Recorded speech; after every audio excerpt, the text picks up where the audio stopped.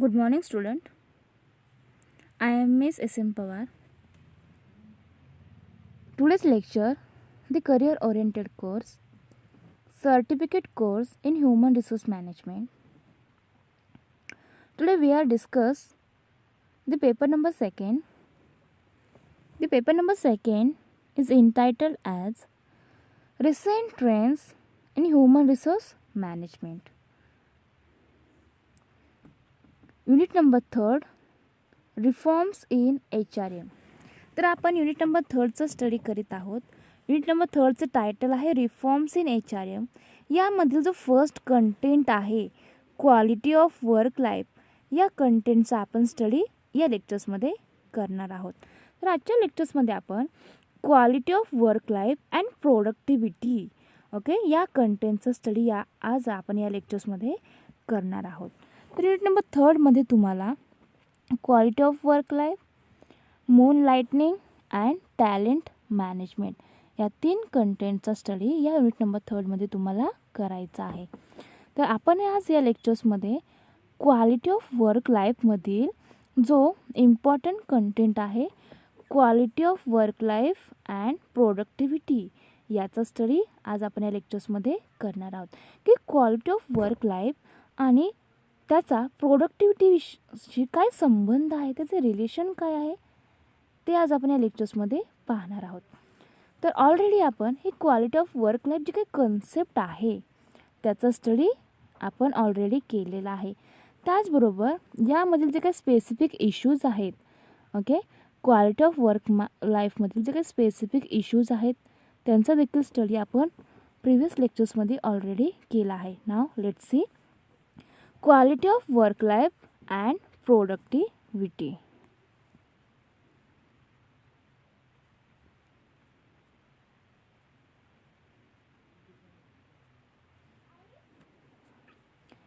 Now let's see quality of work life and productivity. The general perception is that improvement in quality of work life cost much to the organization. The general perception is that improvements in quality of work life cost much to the organization. But it is not so, as improvement over the existing salary, working conditions and benefits will not cost much. The rate of increase in productivity is higher than the cost of quality of work life. Increase in quality of work life results in increase in productivity. The increase in quality of work life results in increase in productivity. But continual increase in quality of work life eventually leads to reduction in productivity due to increase in cost of output. This is because the worker's output does not increase proportionately after a certain level, even though quality of work life increases. तर या ठिकाणी आपण quality of work life and productivity यांचा study करीत आहोत. तर यामध्ये 2 terms आहेत. फर्स्ट आहे quality of work life and second आहे प्रोडक्टिव्हिटी. या 2 टर्म्सचा इंटर रिलेशनशिप हे कशी आहे, एकसारखी आहे. क्वालिटी ऑफ वर्क लाईफचा प्रोडक्टिव्हिटीविषयी काय आहे, रिलेशन आहे. कारण जर जो एम्प्लॉई ज्या ऑर्गनायझेशनमध्ये काम करत आहे त्या ठिकाणची त्याचे जे काय काम करीत आहे, जे ठिकाणी तो काम करीत आहे त्या ठिकाणची क्वालिटी ही योग्य प्रकारची असेल तो इफिशियन्सीने काम करू शकतो. जर त्या ठिकाणचे कंडिशन्स वर्किंग कंडिशन्स योग्य प्रकारचे नसेल तर तो चांगल्या इफिशियन्सीने काम नाही करू शकणार. त्याचे जे काही वर्किंग आवर्स आहेत याचा देखील या प्रोडक्टिव्हिटीवरती काय होत असतो, परिणाम होत असतो. म्हणून क्वालिटी ऑफ वर्क लाईफ आणि प्रोडक्टिव्हिटी या दोघांचे ओके एकमेकांबरोबर काय आहे रिलेशन आहे. कारण क्वालिटी ऑफ वर्क लाईफवरतीच त्या ऑर्गनायझेशनची प्रोडक्टिव्हिटी ही अवलंबून असते. Okay, quality of work life. Increase in quality of work life results in increase in productivity. Okay, quality of work life increase झाली की काय होणार आहे, त्या ऑर्गनायझेशनची प्रोडक्टिव्हिटी इन्क्रीज होणार आहे. त्यामुळे या दोघांचे एकमेकांशी संबंध कसे आहेत, एकसारखे आहेत, ते एकमेकांवरती अवलंबून आहेत. ओके, क्वालिटी ऑफ वर्क लाईफवरती प्रोडक्टिव्हिटी अवलंबून आहे, त्याच्यावरती ते डिपेंड आहे. The general perception is that improvements in quality of work life, okay, जी काही क्वालिटी ऑफ वर्क लाईफ आहे त्याच्यामध्ये इम्प्रूव्हमेंट केले तर काय होणार आहे, तर क्वालिटी ऑफ वर्क लाईफमध्ये इम्प्रूव्हमेंट केल्यामुळे cost much to the organisation. त्या ऑर्गनायझेशनमध्ये जे काही वर्कर्स काम करतात त्या वर्कर्सच्या कामामध्ये काय येणार आहे, इफिशियन्सीने ते काम करू शकणार आहे, ते त्याचा हेल्प प्रोडक्टिव्हिटी इन्क्रीज करण्यासाठी होणार आहे. But it is not so as improvement over the existing salary, working conditions and benefits will not cost much. The rate of increase in productivity is higher than the cost of quality of work life. मग या ठिकाणी काय होते, तर cost of quality of work लाईफपेक्षा जी काही productivity आहे त्याचे प्रोडक्टिव्हिटी ही हायर असते या क्वालिटी ऑफ वर्क लाईफपेक्षा, आणि ती त्याचा रेट आहे तो इन्क्रीज या ठिकाणी होत असतो. Improved quality of work life leads to improved performance. Okay, improved quality of work life leads to improved performance. जर क्वालिटी ऑफ वर्क लाईफमध्ये इम्प्रूव्ह केली तर काय होणार आहे, तर जो काही परफॉर्मन्स आहे एम्प्लॉईजचा तो इम्प्रूव्ह होणार आहे, तो सुधारणार आहे. Performance should mean not only physically output. Okay, performance should not mean not only physical output but also the behavior of the worker in helping colleagues in solving job related problems, accepting orders with enthusiasm. म्हणजे performance जेव्हा quality of work life improve केली जाते त्यामुळे काय होते, जो काही performance आहे वर्कर्सचा ओके त्याच्यामध्ये इम्प्रूव्हमेंट येते, त्याच्यामध्ये सुधारणा होतात. फक्त परफॉर्मन्स ओके मध्ये सुधारणा झाली तर जे काही फिजिकल आउटपुट आहेत त्याच्यामध्ये चेंजेस होतात असे नाहीत, तर जे काही वर्कर्सचे बिहेवियर आहे okay behaviour of the worker in helping colleagues, त्यांचे जे काही कलिग्स आहेत ते त्यांना मदत करतात. मग अशी मदत कशासाठी केली जाते, तर त्या ऑर्गनायझेशनशी रिलेटेड काही प्रॉब्लेम्स असेल ओके त्या जॉबशी रिलेटेड काही प्रॉब्लेम्स असतील तर असे प्रॉब्लेम्स सॉल्व करण्यासाठी याची मदत होत असते. Accepting orders with enthusiasms, promoting a positive team and spirit and accepting temporary unfavourable work conditions without complaint. Now let's see quality of work life and human resource development. तर quality of work life आणि human resource development हे काय आहे या ठिकाणी आपण पाहणार आहोत. तर quality of work life is broader than motivation though this two terms seem to be similar. Okay, quality of work life ही काय आहे, एक ब्रॉडर टर्म आहे. मोटिवेशन आणि क्वालिटी ऑफ वर्क लाईफ हे दोन्ही जे काही टर्म्स आहेत ते सिमिलरली काय केले जातात, ओळखले जातात. All personal related activities affect quality of work life. Okay, all personal related activities या क्वालिटी ऑफ वर्क लाईफवरती काय करीत असतात, परिणाम करीत असतात. ओके, सर्व पर्सनल रिलेटेड जे काही ॲक्टिव्हिटीज आहेत ओके त्या सर्व ॲक्टिव्हिटीजचा अफेक्ट हा या क्वालिटी ऑफ वर्क लाईफवरती होत असतो, तो त्या ठिकाणी परिणाम करीत असतो. सम एक्झाम्पल्स आर, मग याचे काही एक्झाम्पल्स आहेत तर ते एक्झाम्पल्सच्या आधारे क्वालिटी ऑफ वर्क लाईफ आणि ह्युमन रिसोर्स डेव्हलपमेंट ही कन्सेप्ट काय आहे ते समजून घेण्याचा प्रयत्न करूया.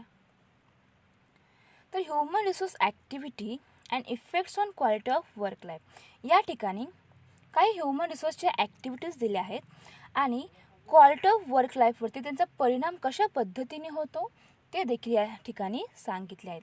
तर फर्स्ट ह्युमन रिसोर्स ॲक्टिव्हिटी आहे जॉब ॲनालिसिस. ओके, या ठिकाणी त्यांनी ह्युमन रिसोर्स ॲक्टिव्हिटी जी आहे ती सांगितली आहे जॉब ॲनालिसिस. मग त्याचा इफेक्ट क्वालिटी ऑफ वर्क लाईफवरती कशा पद्धतीने होतो, तर analysis the job in such a way that human needs like freedom, challenging work, autonomy can be satisfied. Okay, job analysis ही एक ह्युमन रिसोर्सची काय आहे ॲक्टिव्हिटी आहे आणि त्याचा परिणाम हा क्वालिटी ऑफ वर्क लाईफवरती होत असतो. मग असा परिणाम कशा पद्धतीने होतो, तर analysis the job in a such way that human needs, ही एक काय आहे जॉबचे ॲनालिसिस करणे. ओके, ती एक ह्युमन नीड आहे, ती एक गरज आहे. मग याच्यामध्ये फ्रीडम, चॅलेंजिंग वर्क आणि ऑटोनॉमी कॅन बी सॅटिस्फाय. कारण जॉब ॲनालिसिस करताना काय केले जातात, तर त्याचे रिक्वायरमेंट ठरवल्या जातात की जी काही जॉब पोझिशन आहे त्यासाठी कोणत्या प्रकारचा एम्प्लॉई त्या ऑर्गनायझेशनला हवा आहे, त्याचे रिक्वायरमेंट्स काय आहे, त्या जे काय एम्प्लॉई आहे त्याचे क्वालिफिकेशन, ओके, त्याचे स्किल्स, त्याची नॉलेज, या सर्व गोष्टी असे याच्यामध्ये रिक्वायर केले जातात आणि त्याच्यामधूनच ज्या व्यक्तीकडे, ज्या कॅन्डिडेट्सकडे योग्य ते नॉलेज असेल, त्याचे क्वालिफिकेशन असेल, त्याच्यानुसार त्याची या ठिकाणी सिलेक्शन केले जाते. मग असे जॉब ॲनालिसिस हा एक ह्युमन नीड्स आहे. ओके, आणि त्याच्यामुळे त्यांना फ्रीडम, चॅलेंजिंग वर्क आणि ऑटोनॉमी हे काय होत असतात, त्याच्यामुळे त्यांचे सॅटिस्फाय, त्यांचे समाधान या ठिकाणी होत असते. त्यानंतर यामध्ये त्यांनी ह्युमन रिसोर्स ॲक्टिव्हिटी सेकंड कोणती ॲक्टिव्हिटी सांगितली आहे, तर सिलेक्शन. पहिल्यांदा काय केले, जॉब ॲनालिसिस केले, त्याच्यानंतर सिलेक्शन. मग सिलेक्शनचा क्वालिटी ऑफ वर्क लाईफवरती काय परिणाम होतो, तर यामध्ये selecting the right man and placing him in the right position. Okay, जेव्हा सिलेक्शन केले जाते एखाद्या एम्प्लॉयचे, तर ते कसे केले जाते, तर राईट पोझिशननुसारच त्या राईट मॅनचे, ओके, जो काही राईट पर्सन आहे त्याचे या ठिकाणी सिलेक्ट केले जातो. ओके, जो काही जॉब पोझिशन आहे त्याच्या रिक्वायरमेंटनुसार जे काही कॅन्डिडेट्सने त्या रिक्वायरमेंट कंप्लीट केल्या असतील, त्याच्याकडे त्याप्रमाणे त्याचे क्वालिफिकेशन असेल, त्याचे नॉलेज असेल, त्याचे स्किल्स असतील, तर असा व्यक्ती या ठिकाणी सिलेक्ट केला जातो आणि असा सिलेक्ट केलेला कॅन्डिडेट्स, ओके, राईट पोझिशनला काय केला जातो, त्याचे सिलेक्शन केले जाते. The satisfy his needs for reward, interesting work etcetera. मग त्याची सॅटिस्फायज हिज नीड्स म्हणजे त्याची जी काही गरज आहे, ओके, त्या गरजेमधून त्याचे समाधान कशा प्रकारे होत असते, तर त्याला एखादा रिवॉर्ड दिला किंवा त्याचं इंटरेस्टिंग वर्क त्याला दिले तर ते काय होणार आहे, सॅटिस्फाय होणार आहे. अशा प्रकारे क्वालिटी ऑफ वर्क लाईफवरती या सिलेक्शनचा परिणाम होत असतो. त्यानंतर हे जॉब इनरिचमेंट, ही एक ह्युमन रिसोर्सची ॲक्टिव्हिटी आहे. तर त्याचा अफेक्ट क्वालिटी ऑफ वर्क लाईफवरती कशा पद्धतीने होतो, तर त्याचा परिणाम कसा होतो, तर satisfy higher order needs like pride, ego etcetera. यामधून जो का एम्प्लॉय आहे तो कशा पद्धतीने सॅटिस्फाय होणार आहे, तर higher order needs like pride आणि इगो याच्यामधून तो सॅटिस्फाय होत असतो. त्यानंतरची यामध्ये ह्युमन रिसोर्स ॲक्टिव्हिटी सांगितली आहे job evaluation. Okay, the job evaluation ही जी काय ॲक्टिव्हिटी आहे त्याचा क्वालिटी ऑफ वर्क लाईफवरती कसा परिणाम होतो, तर इक्विटेबल वेजेस. जॉब इव्हॅल्युशन ॲक्टिव्हिटीमुळे काय होते, त्या क्वालिटी ऑफ वर्क लाईफवरती परिणाम होतो आणि तो परिणाम कसा होतो, इक्विटेबल वेजेस. तर अशा प्रकारे क्वालिटी ऑफ वर्क लाईफ आणि ह्युमन रिसोर्स डेव्हलपमेंट हे कन्सेप्ट काय आहे ते त्यांनी या ठिकाणी सांगितले आहे. याच्यामध्ये क्वालिटी ऑफ वर्क लाईफ ही एक ब्रॉडर कन्सेप्ट आहे आणि क्वालिटी ऑफ वर्क लाईफ आणि मोटिवेशन हे जे काही दोन टर्म्स आहेत ते सिमिलरली या ठिकाणी यूज केले जातात. All personal related activities, okay, ज्या काही पर्सनल ॲक्टिव्हिटीज आहेत रिलेटेड जे काय ॲक्टिव्हिटीज आहे त्यांचा परिणाम हा क्वालिटी ऑफ वर्क लाईफवरती अशा पद्धतीने होत असतो. त्यानंतर आपण पाहणार आहे वर्क प्लेस व्हायलन्सी. ज्या ठिकाणी वर्कर्स काम करतात मग ते प्लेस ओके जी काही जागा आहे ओके त्या ठिकाणी व्हायलन्सी कशा पद्धतीची आहे ओके त्याचा स्टडी आपण या ठिकाणी आता करणार आहोत. तर violence at work place takes place due to the variations in employee power, authority, physical strength etcetera. Violence म्हणजे काय तर हिंसा अहिंसा. तर त्या ठिकाणी अशी अहिंसा कशी असते, हिंसा कशी होत असते. तर violence at work place okay ज्या कामाच्या ठिकाणी अशी व्हायलन्सी असेल तर it is due to the variations in employee power. Okay जे काय एम्प्लॉयज आहेत त्यांची जी पॉवर आहे त्याच्यामध्ये व्हेरिएशन्स निर्माण करते. त्याचबरोबर ऑथॉरिटी ओके त्यांचे जे काय अधिकार आहेत ते याच्यामधून काय होत असतात, व्हेरिएशन्स या ठिकाणी होत असते. फिजिकल स्ट्रेंथ या ठिकाणी देखील ही व्हेरिएशन्स होत असते. तर अशा प्रकारे violence at work place takes place due to the variations in employee power, authority and physically strength. मग या वर्क प्लेस व्हायलन्सीचे काही कॉजेस आहेत, काही रिझन्स आहेत. असे वर्क प्लेस व्हायलन्सी का होते त्याचे रिझन्स कोणते आहेत. तर work place violence is due to the following causes. तर या वर्क प्लेस व्हायलन्सीचे काही कॉजेस आहेत, ते कॉजेस कोणते आहेत, ते रिझन्स कोणते आहेत त्याचा स्टडी आता आपण या ठिकाणी करणार आहोत. तर फर्स्ट रिझन आहे work place violence due to variations in power. या वर्क प्लेस व्हायलन्सीमुळे काय होते तर जे काही पॉवर आहे ओके त्याच्यामध्ये व्हेरिएशन्स निर्माण होतात. Power varies from one employee to another employee. Okay अशी पॉवर कशी व्हेरीज होती तर एका एम्प्लॉयपासून इतर अनेक एम्प्लॉयपर्यंत अशी पॉवर व्हेरीज या ठिकाणी होत असते. Employee acquires power based on his or her community or caste, religion, region etcetera. मग असे जे काही एम्प्लॉय आहेत ते त्यांच्या पॉवरच्या आधारे ओके अनेक गोष्टी एक्वायर करीत असतात. त्यामध्ये ते कम्युनिटी किंवा कास्ट, रिजन अशा अनेक गोष्टी या ठिकाणी काय करतात ते त्यांच्या पॉवरच्या त्या आधारे एक्वायर करण्याचा या ठिकाणी काम करतात. In addition to his or her expertise okay त्यांच्या एक्सपर्टाईजनुसार ते अशा अनेक गोष्टी एक्वायर करण्याचे प्रयत्न या ठिकाणी करीत असतात. Employees belong to major caste assumes more power compared to those belonging to minor caste or religion. Employees with more power may have the employees belonging to minor communities at workplace. This is the first and most important causes of workplace violence. It is a workplace violence due to variations in power. Workplace व्हायलन्सीमुळे काय होतात जी काही power आहे एम्प्लॉयची त्याच्यामध्ये variations या ठिकाणी निर्माण होत असतात. सेकंड रिझन आहे work place violence due to variations in authority. Okay या वर्कप्लेस व्हायलन्सीमुळे जी काही एम्प्लॉयची ऑथॉरिटी आहे त्याच्यामध्ये व्हेरिएशन्स निर्माण होतात. Superiors normally have more authority. Okay, superiors normally have more authority compared to that of their subordinates. Okay, subordinates पेक्षा जे काही सुपेरियर ऑथॉरिटी आहे सुपेरियर्स आहेत त्यांच्याकडे जास्त मोठ्या प्रमाणावर ऑथॉरिटी ही असते, म्हणजे त्यांच्याकडे जास्त अधिकार असतात. सबऑर्डिनेटरपेक्षा सुपेरियर्सकडे मोठ्या प्रमाणावर अधिकार असतात.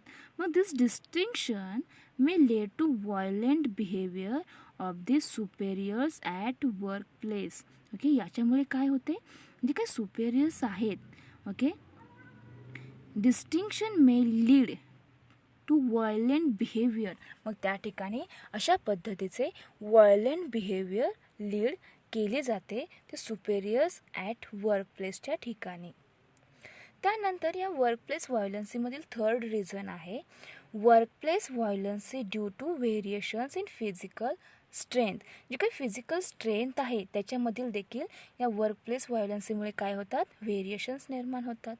Some employees get the physical support of a large number of other employees and revolt against a small group of employees at the work.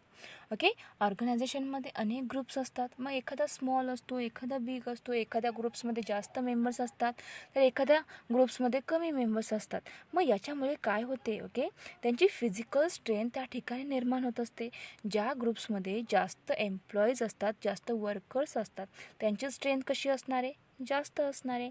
मग same employees get the physical support of a large number of other employees. Okay, ज्या ग्रुपमध्ये जास्त employees असतात त्यांना असे employees काय करतात, physically support करतात. And revolt against a small group of employees. आणि ज्या व्यक्तींचा स्मॉल ग्रुप असेल, ज्या एम्प्लॉईचा स्मॉल ग्रुप असेल त्यांच्या अगेन्स्ट रिवॉल्ट करण्याचे हे प्रयत्न करीत असतात. त्या ठिकाणी अशा प्रकारची व्हायलन्सी हे क्रिएट करतात. And the work trade unions also use to resort to this type of violence. मग अशा प्रकारची जी काही हिंसा आहे ते हिंसा, ती व्हायलन्सी ओके कमी करण्यासाठी हे ट्रेड युनियन्स काय करतात, प्रयत्न करीत असतात. The trade unions also use to resort to this type of violence in the past in order to use the pressure tactics. मग अशी व्हायलन्सी होऊ नये यासाठी ट्रेड युनियन्स काम करतात. त्यांच्यावरती प्रेशर टाकला जातो आणि त्याच्यामधून अशी व्हायलन्सी या ठिकाणी कमी केली जाते. त्यानंतरचा या मधील कंटेंट आहे consequences of workplace violences. The violences at the workplace leads to the following consequences. मग या वर्कप्लेस व्हायलन्सेसमध्ये कोणकोणते कॉन्सिक्वेन्सेस आहेत यांचा स्टडी आपण या ठिकाणी करणार आहोत. तर आपण पहिल्यांदा काय पाहिले तर या वर्कप्लेस व्हायलन्सचे काही कॉजेस आहेत. अशी कामाच्या ठिकाणी हिंसा कोणत्या रिझन्समुळे निर्माण होते, त्याचे रिझन्स कोणते आहेत, त्याचे कॉजेस कोणते आहेत. तर दिस is the 3 most important causes of workplace violence. The first reason आहे workplace violence due to variations in power. जी काय एम्प्लॉयची पॉवर आहे त्याच्यामध्ये या वर्कप्लेस व्हायलन्सीमुळे काय होते, त्या पॉवरमध्ये व्हेरिएशन्स निर्माण होते. सेकंड आहे workplace violence due to variations in authority. या वर्कप्लेस व्हायलन्सीमुळे जी काही अथॉरिटी आहे त्याच्यामध्ये व्हेरिएशन्स निर्माण होतात. अँड थर्ड रिझन आहे workplace violence due to variations in physical strength. Okay, तर या वर्कप्लेस व्हायलन्सीचे हे 3 मोस्ट इम्पॉर्टंट रिझन्स आहेत. या रिझन्समुळे, या कारणांमुळे त्या कामाच्या ठिकाणी, ज्या ठिकाणी एम्प्लॉई काम करतात त्या ठिकाणी व्हायलन्सी म्हणजे हिंसा अशा कारणांमुळे निर्माण होत असते. त्यानंतर आपण कॉन्सिक्वेन्सेस ऑफ वर्कप्लेस व्हायलन्सी काय आहे त्याचा स्टडी या ठिकाणी करणार आहोत. तर violence at the workplace leads to the following consequences. अशी कामाच्या ठिकाणी हिंसा केली जात असेल, अशी व्हायलन्सी होत असेल तर त्या ठिकाणी कॉन्सिक्वेन्सेस कशा प्रकारे लीड करते त्याचा स्टडी आपण या ठिकाणी करीत आहोत. तर अशी कॉन्सिक्वेन्सेस जी आहे ते मेजर आणि मायनर या दोन्ही स्वरूपात असते. मग मेजर कॉन्सिक्वेन्सेस काय आहे तर याच्यामध्ये physical attacks, assaults, psychological trauma, अँगर related accidents, rape, arson and murder. Okay, जर अशी त्या कामाच्या ठिकाणी व्हायलन्सी म्हणजे हिंसा झाली तर त्या ठिकाणी कोणकोणत्या प्रकारचे कॉन्सिक्वेन्सेस निर्माण होतात. तर त्याच्यामध्ये मेजर कॉन्सिक्वेन्सेस कोणते आहेत तर फिजिकली अटॅक देखील त्या ठिकाणी होऊ शकतात. त्याचबरोबर सायकोलॉजिकल ट्रॉमा, अँगर रिलेटेड ॲक्सिडेंट्स, त्याचबरोबर रेप, ॲर्जन आणि मर्डर असे ओके मेजर कॉन्सिक्वेन्सेस त्या वर्कप्लेस व्हायलन्सीमुळे त्या ठिकाणी निर्माण होत असतात. आणि यामधील मायनर कॉन्सिक्वेन्सेस कोणते आहेत तर व्हायलेंट आर्ग्युमेंट्स, ओके, त्याचबरोबर verbal batting, violations in the ethics and rules, sabotage, property damage, vandalism etcetera. Okay, त्या एम्प्लॉईजमुळे त्यांच्यामध्ये जर अशी व्हायलन्सी निर्माण झाली तर ते काय करतात, तर प्रॉपर्टी डॅमेज करण्याचा प्रयत्न करतात. त्याचबरोबर सॅबोटेज म्हणजे तोडफोड करण्याचा प्रयत्न करतात. जे काही रूल्स आहेत, जे काही इथिक्स आहेत ते कोणी फॉलो करत नाहीत, ते व्हायोलेशन्स केली जातात. त्याचबरोबर वर्बल बॅटिंग होत असते, व्हायोलंट आर्ग्युमेंट्स त्या ठिकाणी केले जातात. असे वेगवेगळे आर्ग्युमेंट्स, वादविवाद, त्याचबरोबर तोडफोड, एखाद्या प्रॉपर्टीला डॅमेज करणे, असे वेगवेगळे कॉन्सिक्वेन्सेस त्या ठिकाणी होत असतात. त्यामुळे वर्कप्लेस व्हायलन्सेसमुळे असे मेजर आणि मायनर कॉन्सिक्वेन्सेस त्या ऑर्गनायझेशनमध्ये घडत असतात. त्यानंतर आपण पाहणार आहोत measures to minimise the workplace violence. जो काही वर्कप्लेस व्हायलन्सी आहे तो मिनिमाइज कसा मेजर करू शकतो. Measures to minimise the workplace violence, अशी कामाच्या ठिकाणी जी हिंसा केली जाते ते कमी करण्यासाठी काय केले पाहिजे, तर management should take the following steps to reduce the व्हायलन्सी.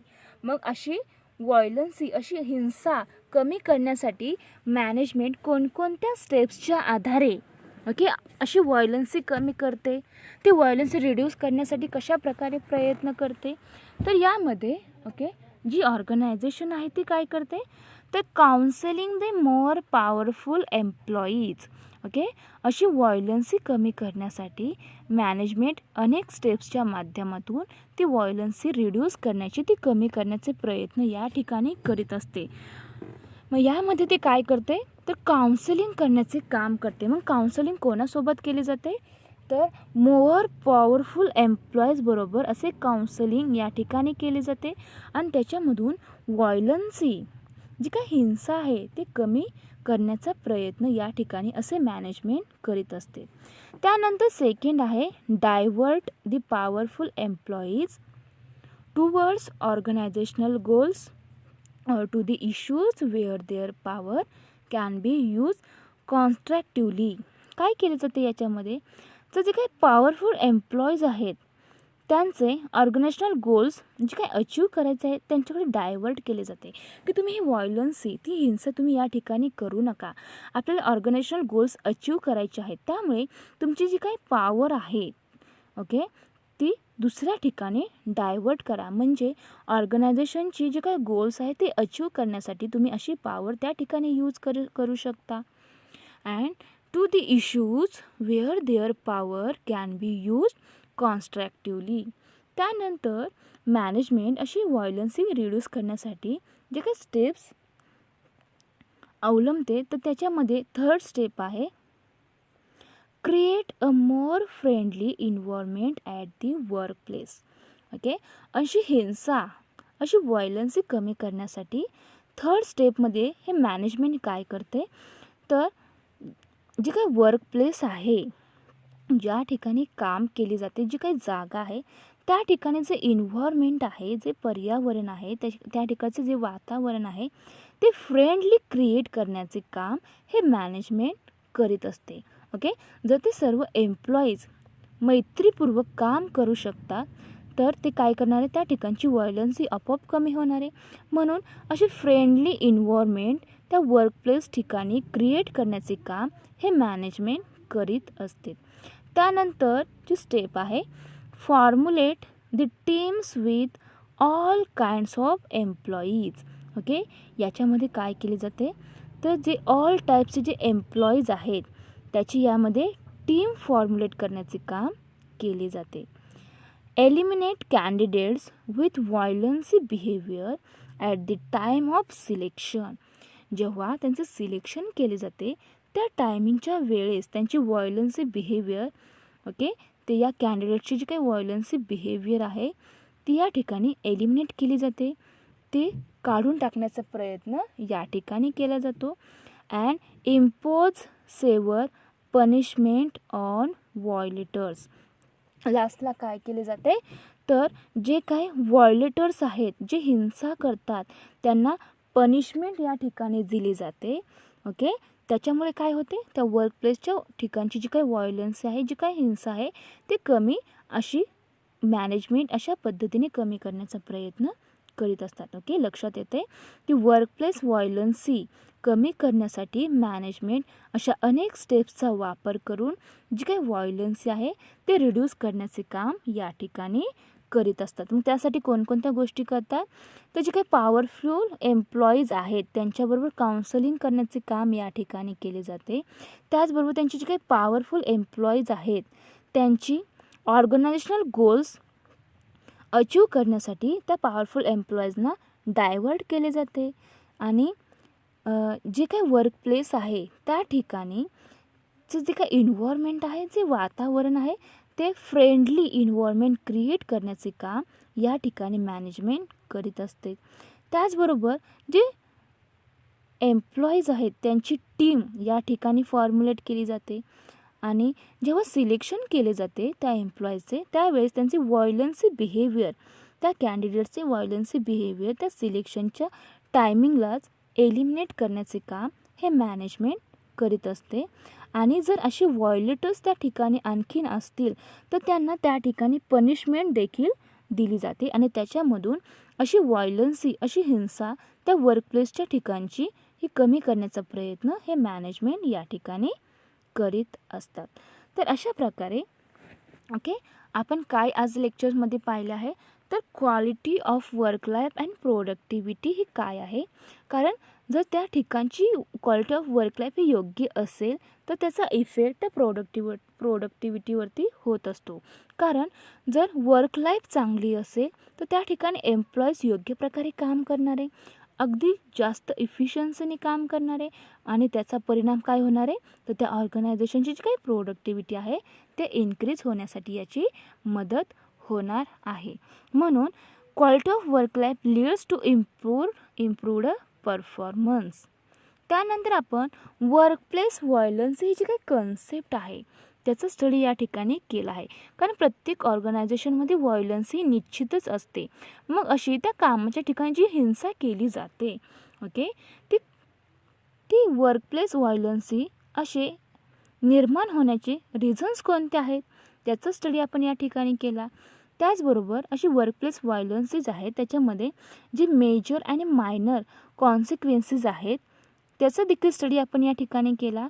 आणि अशी व्हायलन्सी वर्कप्लेसच्या ठिकाणची जी काही व्हायलन्सी आहे, जी हिंसा आहे ते कमी करण्यासाठी मॅनेजमेंट, ओके, ऑर्गनायझेशनमध्ये जे मॅनेजमेंट आहे ते कशा प्रकारे ती व्हायलन्सी रिड्यूस करण्याचे प्रयत्न करतात, त्यासाठी कोणकोणत्या स्टेप्सचा वापर करतात, तर त्या स्टेप्स अनेक आहेत. त्या स्टेप्सचा आपण या ठिकाणी स्टडी केलेला आहे. तर अशा प्रकारे आज आपण या लेक्चर्समध्ये quality of work life and productivity ही जी काही कन्सेप्ट आहे त्याचा स्टडी केला. त्याचबरोबर वर्कप्लेस व्हायलन्सी, ओके, हा देखील या क्वालिटी ऑफ वर्क लाईफमधील अत्यंत इम्पॉर्टंट असा एक कंटेंट आहे. ते वर्कप्लेस व्हायलन्सी काय आहे, त्या व्हायलन्सीमध्ये मुळे ओके त्या ऑर्गनायझेशनला अनेक काय करावे लागतात,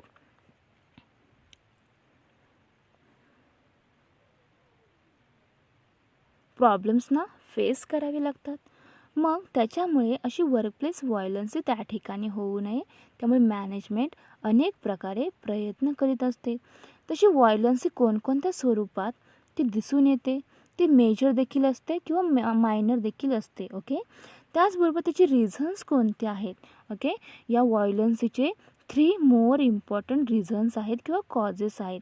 तर ते कोणते आहेत, तर workplace violence due to variations in power, workplace violency due to variations in authority, and workplace violency due to variations in physical strength.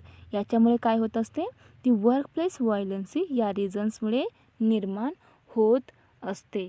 तर अशा प्रकारे क्वालिटी ऑफ वर्क लाईफ ही अत्यंत इम्पॉर्टंट अशी कन्सेप्ट आहे. बिझनेस ऑर्गनायझेशनमध्ये एम्प्लॉईज काम करतात, ते काम करताना त्यांना कामाचे ठिकाण योग्य असणे आवश्यक आहे. त्यांनी किती तास काम करावे, ओके, त्याचे त्या कामाचे तास योग्य प्रकारे ठरवणे आवश्यक आहे.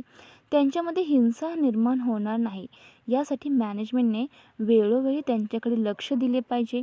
जे काही ट्रेड युनियन आहे बिझनेस ऑर्गनायझेशनमधील त्यांनी देखील असे प्रॉब्लेम सॉल्व करण्यासाठी प्रयत्न केले पाहिजे. तर अशामुळे ही क्वालिटी ऑफ वर्क लाईफ काय होऊ शकेल, योग्य प्रकारे होऊ शकेल. आणि त्याच्यामधून त्या ऑर्गनायझेशनचे जे काही गोल्स आहेत ते अचीव करण्यासाठी हे एम्प्लॉईज मदत करतील. त्याच्यामधून ते प्रोडक्टिव्हिटी इन्क्रीज करतील, इफिशियन्सीने काम करू शकतील. यामुळे quality of work life it is a very important contents factors in this organisation. तर अशा प्रकारे आज आपण या लेक्चर्समध्ये quality of work life and productivity या दोघांचे जे काही रिलेशन्स आहे ते कशा प्रकारचे आहे, ते एकमेकांवरती अवलंबून आहेत. ओके, जर त्या ऑर्गनायझेशनची काही प्रोडक्टिव्हिटी आहे ते इन्क्रीज करायची असेल तर जे काही क्वालिटी ऑफ वर्क लाईफ आहे ते इम्प्रूव्ह करणे आवश्यक आहे. त्यानंतरच त्या ऑर्गनायझेशनची प्रोडक्टिव्हिटी इन्क्रीज होणार आहे. त्याचबरोबर व्हायलन्सी, ओके, वर्कप्लेसची जी काही व्हायलन्सी आहे ती कशा प्रकारची असते. ओके, अशा व्हायलन्सीमुळे त्या ऑर्गनायझेशनला कोणकोणते परिणाम भोगावे लागतात. त्याचबरोबर त्याची मेजर आणि मायनर जे काही कॉन्सिक्वेन्सेस आहेत त्याचा देखील स्टडी आपण या ठिकाणी केला. आणि अशी व्हायलन्सी कमी करण्यासाठी किंवा रिड्यूस करण्यासाठी ते ऑर्गनायझेशन जे काही मॅनेजमेंट आहे ते कशा पद्धतीने काम करते, जेणेकरून त्या ऑर्गनायझेशनमध्ये अशा प्रकारची कोणत्याही प्रकारची व्हायलन्सी म्हणजे हिंसा निर्माण होणार नाही. त्याच्यामधून जे काही वर्कर्स आहेत ते योग्य प्रकारे काम करू शकतील. फ्रेंडली इन्व्हायरमेंटमध्ये जर त्यांना ओके सर्वांना ठेवले, त्या ठिकाणचे जे ठिकाण ते काम करतात त्या ठिकाणचे वातावरण हे फ्रेंडली ठेवले, ते काय करणार आहेत, योग्य प्रकारे काम करू शकणार आहेत. त्यांच्यामध्ये कोणत्याही प्रकारची हिंसा किंवा व्हायलन्सी निर्माण होणार नाही. यासाठी हे मॅनेजमेंट अशी मोठ्या प्रमाणावर काय करीत असतात, ते व्हायलन्सी रिड्यूस करण्याचा प्रयत्न या ठिकाणी करीत असतात. आपण नेक्स्ट लेक्चरला ओके मून लाइटनिंग ही जी काही कन्सेप्ट आहे त्याचा स्टडी आपण नेक्स्ट लेक्चरला करणार आहोत. त्याचे जे काही टाईप्स आहेत, या मून लाइटिंगचे काही टाईप्स आहेत, ते टाईप्स कोणते आहेत, त्याचे ॲडव्हांटेजेस त्याचे डिसॲडव्हांटेजेस या सर्वांचा स्टडी आपण नेक्स्ट लेक्चरला करणार आहोत. तर आपण certificate course in human resource management याचा स्टडी करीत आहोत. त्यामध्ये जो पेपर नंबर 2 आहे तो तुमचा 100 मार्क्ससाठी आहे. त्यामध्ये तुम्हाला 4 युनिट्स दिलेले आहेत. त्या 4 युनिट्सचा तुम्हाला 1 बाय 1 स्टडी करायचा आहे. त्या युनिट्समध्ये कोणकोणते कंटेंट्स आहेत ते तुम्हाला लक्षात घ्यायचे आहे आणि त्यांची तुमची 100 मार्क्सची एक्झाम ही होणार आहे. मग त्यामधील आपण युनिट नंबर जो 3 आहे ओके रिफॉर्म्स ऑफ HRM त्याचा स्टडी या ठिकाणी आपण करीत आहोत. यामध्ये आज आपण क्वालिटी ऑफ वर्क लाईफ जे काही कन्सेप्ट आहे त्याचा प्रॉपर स्टडी या ठिकाणी आपण केलेला आहे. Okay, quality of work life म्हणजे काय, ती कन्सेप्ट काय आहे, त्याच्यामध्ये जे काही स्पेसिफिक इश्यूज आहेत ओके ते स्पेसिफिक इश्यूज कोणकोणते आहेत, ते सजेशन्स कोणते आहेत. त्याचबरोबर आपण जी काही क्वालिटी ऑफ वर्क लाईफ जी कन्सेप्ट आहे त्याच्या क्रायटेरियामध्ये अनेक गोष्टी इन्व्हॉल्व आहेत. तर त्या गोष्टी कोणत्या आहेत त्यांचा देखील स्टडी आपण या ठिकाणी केला आहे. तर अशा प्रकारे आपली क्वालिटी ऑफ वर्क लाईफ जी काही कन्सेप्ट आहे okay quality of work life जी काही कन्सेप्ट आहे त्याचा स्टडी आपण या ठिकाणी केलेला आहे. नेक्स्ट लेक्चरला आपण जी मून लाइटनिंग कन्सेप्ट आहे त्याचा स्टडी करणार आहोत. Okay, thank you.